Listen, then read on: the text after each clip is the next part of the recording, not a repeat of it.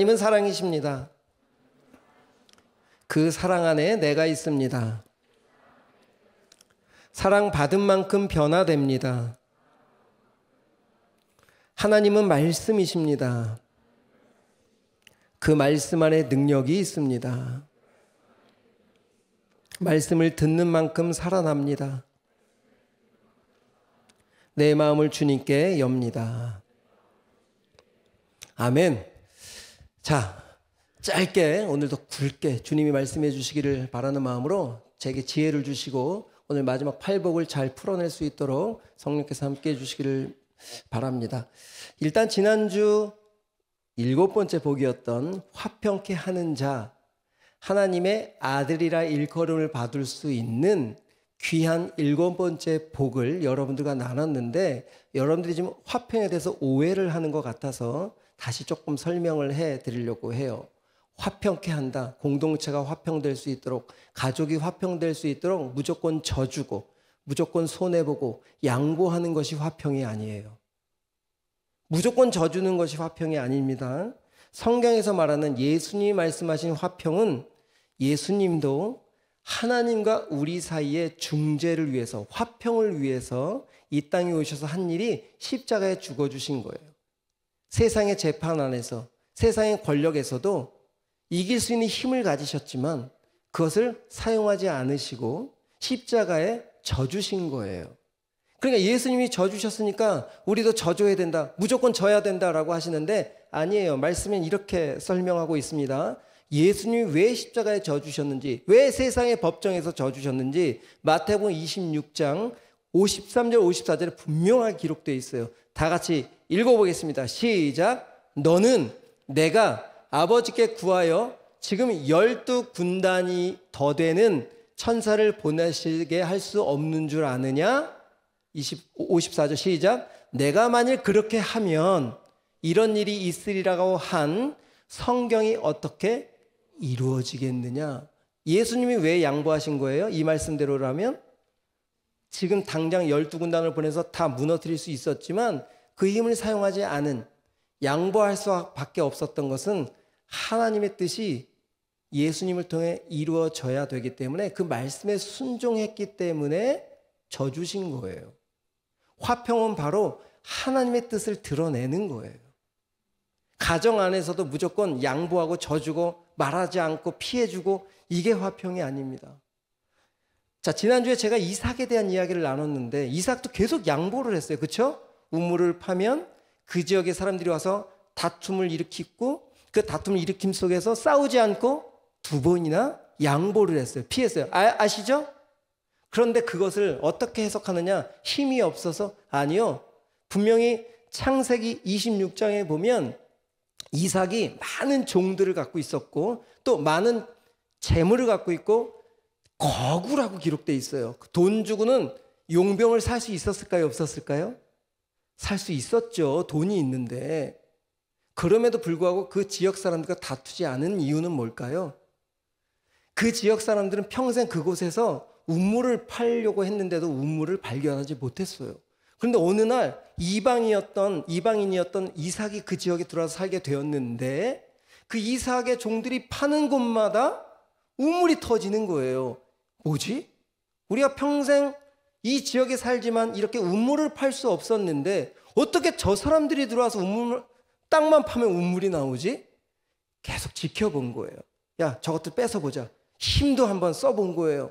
이삭이 그 상황 가운데 이길 수 있었지만 양보한 거예요. 어떤 마음이었을까? 2번째 또 우물을 팠어요. 카메라 옮겨주시고 방송실 집중. 우물을 2번째 팠어요.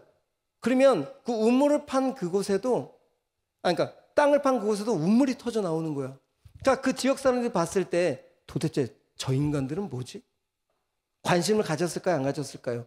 팔레스타인의 우물은 힘이었거든요. 권력이었거든요. 자신들은 평생 그 지역을 살면서 우물을 파지 못했는데 저 사람들이 파는 곳마다 우물이 터져 나오니까 신기하기도 했고 도대체 어떤 이유였을까? 의심을 하기, 또한 관심을 갖기 시작했던 거죠. 송영호 목사라는 사람이 지역을 옮길 때마다 그분을 통해서 하나님이 그 사람을 통해서, 그분이라는 게 아니라 그분이 사람을 통해서 이루시는 이런 상황들을 보면서 자꾸만 저에게 질문을 하기 시작하는 것처럼, 여러분들이 삶의 자리에서 주님 때문에 양보하고 주님 때문에 주님을 드러나기 위해서 혹 손해보는 일들을 했을 때 그 사람들이 그냥 손해보는 걸로 끝나는 것이 아니라 왜 제가 그랬을까? 라고 하는 퀘션 마크를 할 수 있는 삶이 되어야 그 사람들과 하나님과 소통이 되는, 연합이 되는, 그게 화평이에요. 우리는 화평케 하는 자로 이 땅에 불러주셨다는 사실입니다. 무조건 저주라는 것이 아니에요. 그래서 창세기 26장에 28절 이렇게 기록하고 있습니다. 시작. 그들이 이르되 여호와께서 너와 함께 계심을 우리가, 어떻게 결론이 났어요? 우물을 빼앗는 게 목적이 아니었어요. 우물을 양보하는 게 목적이 아니었다고요. 다투는 게 목적이 아니라, 목소리를 내는 것이 아니라 삶의 자리에서 내가 하나님을 찬양하고 우물이 빼앗겼어도 이삭은 종들과 함께 예배드렸어요. 우물이 빼앗겨서 지나간 그 자리에서 하나님 감사합니다. 하나님 나의 주인이시니까 내가 이곳에 우물을 주시든 안 주시든 주님 나의 주인이십니다라고 고백하고 우물을 팠을 때, 땅을 팠을 때 그 우물을 주셨던 거죠. 그럼 이삭의 고백이 얼마나 귀합니까? 위치와 상관없이 누가 주인 되심을, 하나님이 주인 되심을 믿음으로 선포하고 양보했을 뿐이에요. 그랬더니 사람들이 그 이삭의 가족들을 보고 와, 하나님이 보이네. 여러분의 인생을 통해서 여러분의 주위가 하나님이 보이게 되기를 축복합니다. 이게 우리가 주님을 믿는 이유예요. 이게 우리가 오늘 예배를 드리는 이유예요. 우리가 우리 이 가장 졸린 시간, 아침부터 교육부서에서 섬겼던 친구들은 지금 꾸벅꾸벅 졸아야 될 시간, 피곤해서 너무 힘든 시간, 하지만 졸음을 찔러가면서 눈을 막 부릅뜨고 이게 말씀 앞에 설려가는 이유가 뭡니까? 바로 그 말씀이 믿어져서 내 삶에 그 말씀이 능력으로 드러날 수 있도록 내가 그분께 주인의 자리를 넘겨드리는 그 삶을 보여주는 거예요. 그게 화평케 하는 자라고 하는 거죠. 여러분, 오늘 이 화평케 하는 자 이제 아셨죠? 오늘 마지막 팔복의 8번째 복, 우리 다 같이 10절 읽어보도록 하겠습니다. 시작.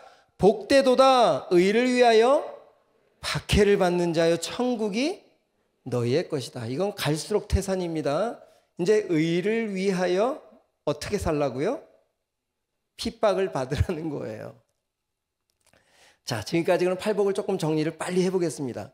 팔복은 첫 번째, 우리 올려주실까요? 조건절이 아니라 그랬습니다. 내가 가난해져야, 내가 심령이 가난하게 노력을 해야 그 복을 받는 게 아니에요. 애통하게 있어야 그 복을 받는 게 아닙니다. 우리에게 뭔가를 요구하는 그 조건절이 아니에요. 이렇게 윤리적, 도덕적으로 열심히 지켜내야 그 복이 우리에게 임한다, 이런 뜻이 아니었습니다. 성도에게 이미 주어진 특권이다. 그리고 이 8가지는 모든 성도들 통해서 삶을 통해 드러날 것들, 우리를 통해서 다 드러날 것들이에요.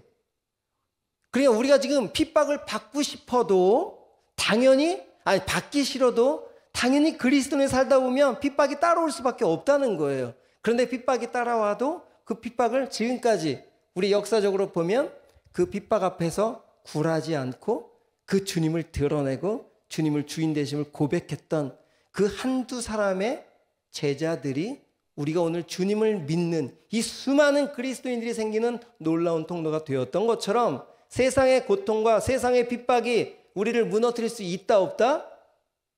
역사적으로 없다는 거예요. 이게 결론입니다. 그러면 핍박이 왔을 때 여러분은 두려워해야 됩니까? 아니면 미래성을 바라보고 이 핍박 앞에서 내가 성장할 수 있고 그리스도인을 그리스도로 드러낼 수 있는 그런 사람이 되겠지라고 선포해야 되겠습니까? 대답을.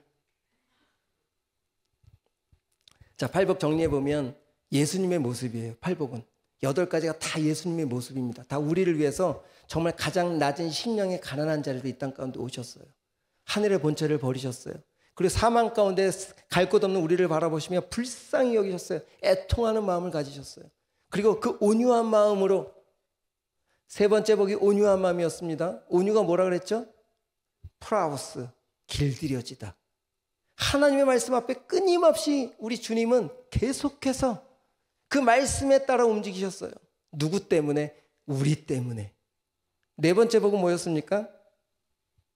의에 줄이고 목마름이었어요.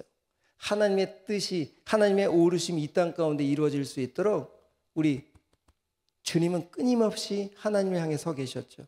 다섯 번째 복,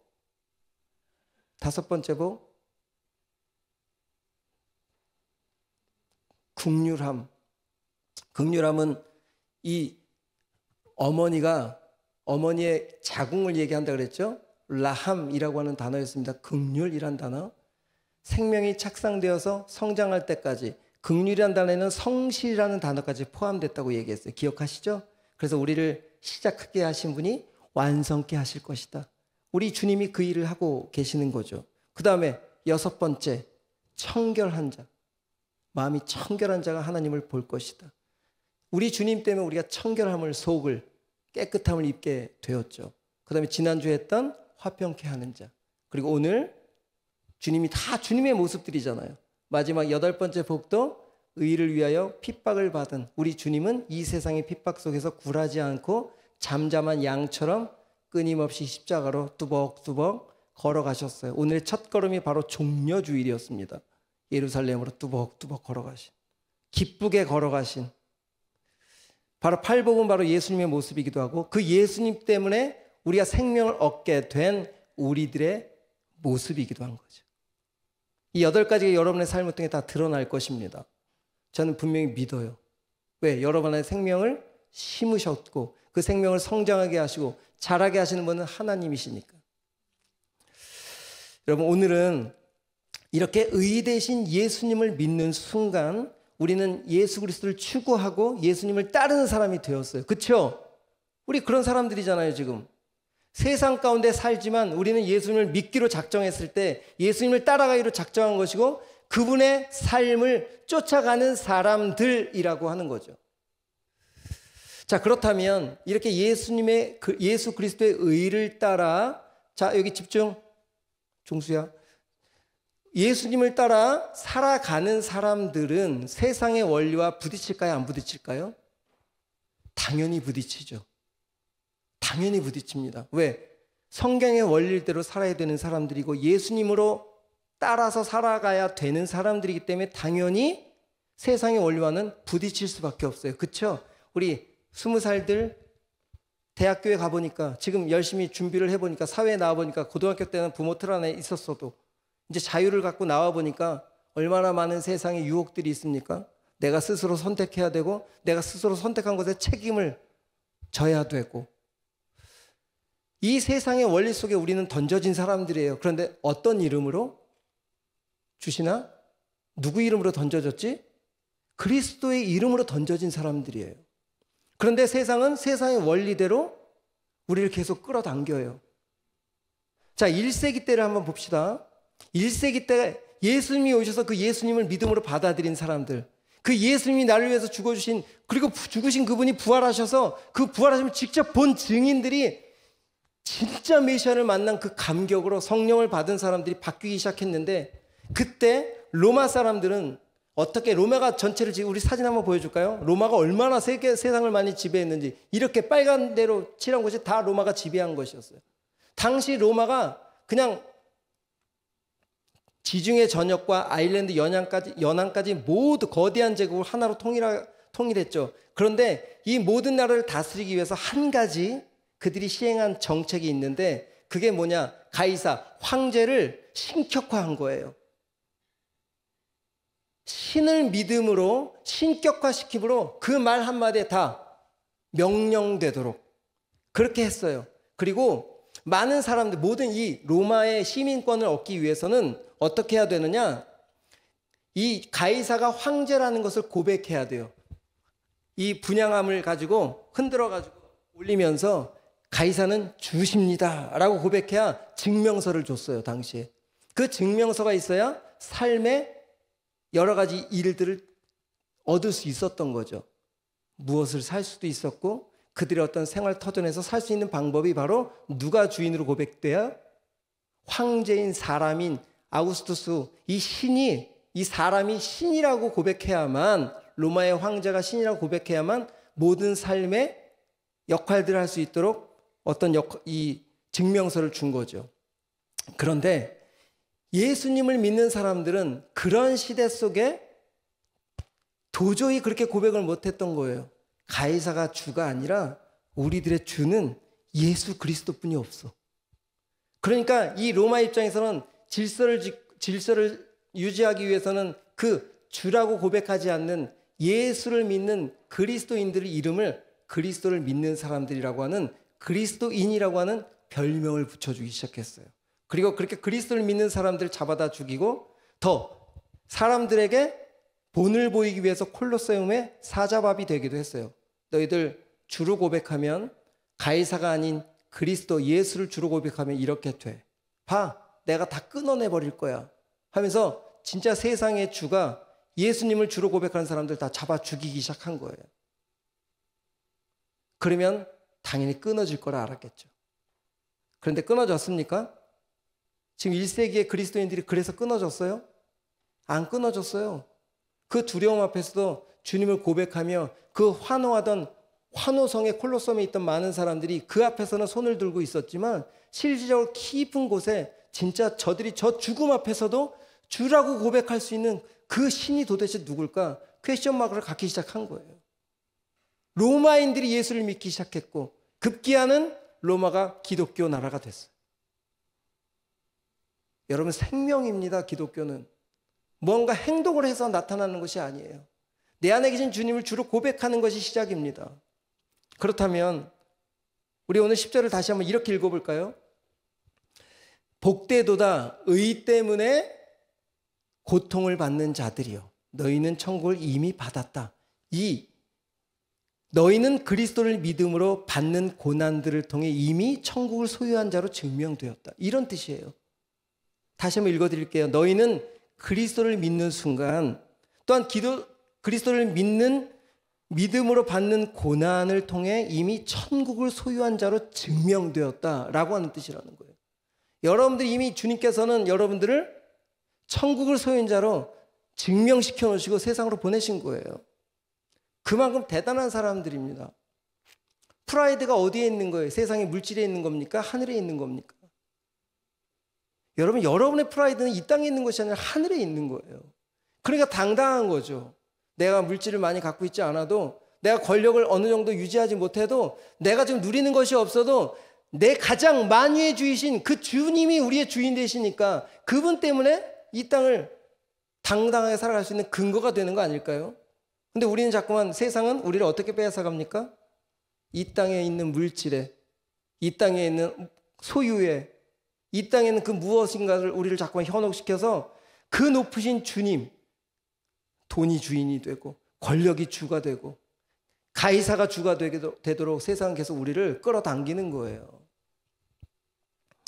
여러분, 순교시대에 터툴리안이라는 사람이 있습니다. 사진 올려주시면, 이 터툴리안이라고 하는 순교자라고 하는 이 사람이 이렇게 이야기했어요. 너희들이 아무리 우리를 잡아 죽여도 생명의 씨앗이 되어서 우리의 죽음을 통해 더 많은 그리스도인들이 생겨날 것이다. 너무 당당하지 않습니까? 나를 죽여도 생명은 끊어지지 않는다는 거예요.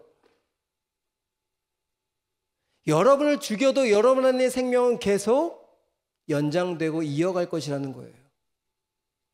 얼마나 귀한 통로입니까? 이 땅에 내가 생명을, 어느 것을 전달하는 자로 사시겠습니까? 세상에 죽은 것들을 추구하는 사람들이 아니라 생명을 추구하는 사람들로 여러분들을 부르셨고, 그것이 박해라는 거예요. 여러분, 이 시대의 박해는 뭘까요? 이 21세기에 여러분들 지금 20살부터 살고 있는 여러분, 이 시대의 박해는 뭘까요? 잡아 죽이고, 북한에 제가 시간이 되면 조금 이따 영상을 볼 텐데, 이 시간에도 예수님을 믿는 것 때문에 정말 죽는 사람들이 있는 반면에 우리 한국 땅을 한번 봅시다. 여러분들이 그리스도인을 살면서 받는 고난이 있나요? 여러분, 내가 예수님을 믿는 것 때문에 고난을 받는 것이 없다면 여러분 잘못 믿고 있는 거예요. 여러분이 예수님을 믿는 것 때문에 세상에서 아무런 제약을 받고 있지 않다면 여러분도 대충 믿고 있는 거예요. 아니, 숨기고 있을지도 몰라요. 교회에서만 그리스도인으로 살고 있지 실질적으로 이 교회 문을 밖에 나서면 여러분들은 나로 인해서 내가 예수님을 믿는 것 때문에 그렇게 박해를 당하는, 고난을 당하는 일이 단 하나도 없다면, 양보할 일이 없다면 여러분들이 잘못 믿고 있는 거예요. 제대로 믿고 있는 것이 아니라는 사실입니다. 제가 요즘 예능 프로를 조금 몇 개를 진짜 보지도 않지만 이 시대에 우리에게 핍박을 주는 것이 뭔가를 좀 찾아봤어요. 그랬더니 뭐냐, 그냥 마귀는 기준을 모호하게 만들어버렸어요. 이 시대에. 이게 우리를 향한 핍박입니다. 성 정체성을 다 흔들어버렸어요. 이상한 프로그램들 만들어내가지고 우린 그 앞에서 바보 상자 앞에서 그냥 말도 안 되는 그 프로그램에 즐기고 웃고 거기에 그냥 슬금슬금 빠져들어가는 거예요. 그게 맞다는 거예요. 나중에 괜찮다는 거예요. 세상 우리에게 야금야금 세상의 프로그램을 통해서 우리의 뇌를 잠식하기 시작했어요. 우린 그게 맞다고 얘기하고 교회 오면 또 죄송하다고 하고 삶으로 들어가면 또 유튜브 안에서 그냥 하루를 보내고 있고. 여러분 정말 주님을 믿고 고난주간에 사순절이라고 하는 입으로 표현하는 우리의 삶을 통해서 무엇을 양보하고 있고 무엇이 지금 고난을 받고 있는지. 혼전 순결에 대해서 전혀 문제가 되지 않는 시대, 부모에 대한 질서, 스승님에 대한 질서 다 무너진 세상입니다. 모든 질서의 선들이 다 흐지부지 돼버렸어요. 이게 세상이 만들어낸 이 시대의 핍박이에요. 남자가 여자가 되고 여자가 남자가 되고 아무렇지도 않아요. 도리어 그런 사람들이 돈을 버는 통로가 돼버렸어요. 얼마나 무서운 세상이 되었는데도 불구하고 우리는 그것에 감각이 없어. 그냥 모르는 척, 이야기 안 하고 그냥 지나가면 끝나는 거예요. 제가 여러분들에게 본질적으로 그리스도를 따라가는 삶은 뭘 해내는 게 아니라 내가 주님을 믿는 것 때문에 세상에서 불편해야 돼요. 나를 밖에서 우리를 불편하게 생각해야 돼요. 근데 우리를 불편하게 생각하기는커녕 우리와 더 친밀함을 세상에서 누리고 있다면 우린 정말 의를 따라 주님의 그 생명을 받은 자로 살고 있는 것이 맞을까? 여러분, 우리 교회 안에 제가 이성교제를 장려하고 있어요. 믿음 안에서 만나는 게 뭐가, 저는 적극 추천입니다. 그런데 세 가지는 꼭 기억하셔야 돼요. 둘의 사귐으로 나한테 먼저 보고하고 믿음의 덕이 돼야 돼. 믿음의 성장이 돼야 된다고요. 둘이 사귐으로 인해서 주님으로 더 가까이 가지고 예배로 더 집중하게 되고. 근데 둘이 만나면서 예배는 점점점 흐트러지고 예배 시간에 졸고. 믿음의 성장이 있어야 그 만남은 축복된 만남이에요. 두 번째, 다른 사람에게 덕이 돼야 됩니다. 두 사람이 만남이 덕이 되는 만남이 된다면 두 사람이 사귀다가 헤어질 수도 있죠. 성격이 안 맞아서. 그렇게 사귀던 헤어진 사람은 문제가 되지 않아요. 믿음의 성장을 위해, 다른 사람의 덕을 위해서 그렇게 만남을 가졌던 사람들은 헤어져도 다 이해할 수 있는, 이렇게 믿음의 공동체 안에서 좋은 만남을 갖기를 저는 적극적으로 추천하는데, 그것이 자기의 사적인 감정으로 다른 사람에게 덕이 되지 않는 자꾸만 그쪽으로 간다면 여러분 헤어지세요. 제가 이렇게까지 말하는 게 뭡니까? 우리의 주인은 주님이시니까. 이만큼 우리가 철저하게 공동체에서 그리스도인으로 살아내야 밖에서 우리를 불편하게 생각해요. 그렇지 않겠습니까? 이 안에서 그렇게 살지 못하는데 어떻게 나가서 그런 이야기를 할 수 있겠어요? 우리 갈라서 6장 14절 읽고 우리 영상 보고 찬양하겠습니다. 우리 다 같이 읽을까요? 아주 중요한 말씀입니다. 그러나 내게는 우리 주 예수 그리스도의 십자가 외에는 결코 잘할 것이 없으니, 이 뒤가 중요해요. 그리스도 때문에, 내가 그리스도를 믿음으로 세상이 나를 못 박았대요. 또한 나 또한 세상을 향해 못을 박은 사람이라는 거예요. 멋지죠? 내가 세상에, 여러분 세상을 떠나서 저 속세에 살라는 게 아닙니다. 우리 주님은 우리를 산 아래로 보내신 거예요. 제가 이 팔복 시작할 때 어디로 부르셨다 그랬죠? 산 위로 부르셨다 그랬어요. 그렇죠? 팔복의 시작이 제자들이 산 위로 올라왔어요. 그런데 오늘 마태복음 5장 뒤편에 보면 산 아래 현황들이 나오죠. 바로 왜 이 팔복을 얘기하셨을까요? 우리는 어디에 살 사람들이니까? 산 아래 살 사람들이니까, 세상에 살 사람들이니까. 이 팔복을 교회 안에서만 누리는 게 아니에요. 우린 산 아래로 내려갈 사람들이고 세상으로 들어갈 사람들인 거예요. 그래야 세상이 구원을 받죠. 우리 통해서. 여러분, 이번 한 주간 그리스도 때문에 불편해지시기를 축복합니다. 단 한 가지라도 내가 좀 불편해지기 시작해야 돼요. 그럴 때 그곳에 하나님의 생명이 시작됩니다. 우리 북한 영상이에요. 볼까요 말까요? 그냥 찬양합시다. 영상 다음에 제가 리더들 통해서 올려드릴게요.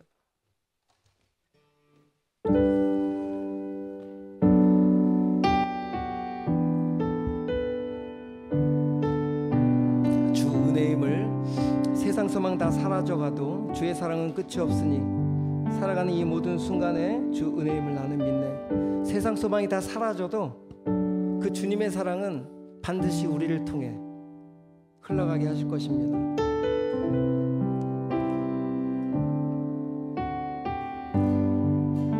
주 나의 모습 보네. 주 나의 모습 보네. 상한 나의 맘 보시네. 주 나의 눈물 안에 홀로 울던 맘 아시네. 우리 다시 한번 주 나의 모습 보네. 주 나의 모습 보네. 상한 나의 맘 보시네. 우리 주님 때문에 상하고 지치고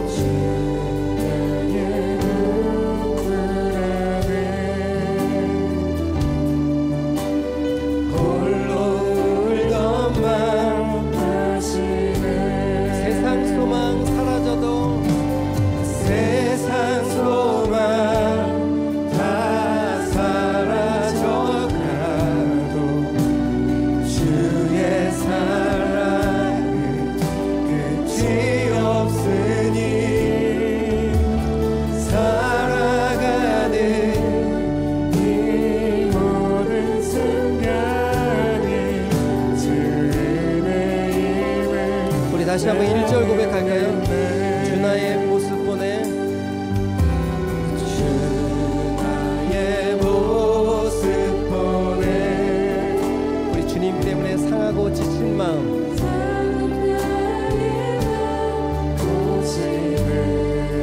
주 나의 눈물 보고 계십니다. 주 나의 눈물 안에 그 은혜로 나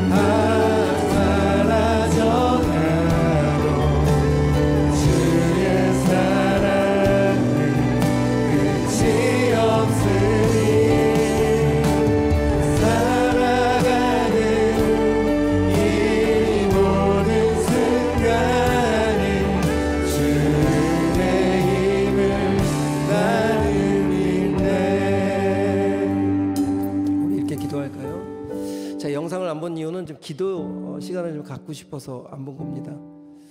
우리가 수련회 때도 뭐 여러 모양으로 기도할 수 있지만 예배 가운데 주님 앞에 좀 부르짖는 것도 우리가 훈련이 필요하다고 생각해요. 오늘 들은 말씀처럼 우리는 이미 핍박을 받기로 작정된 자들입니다.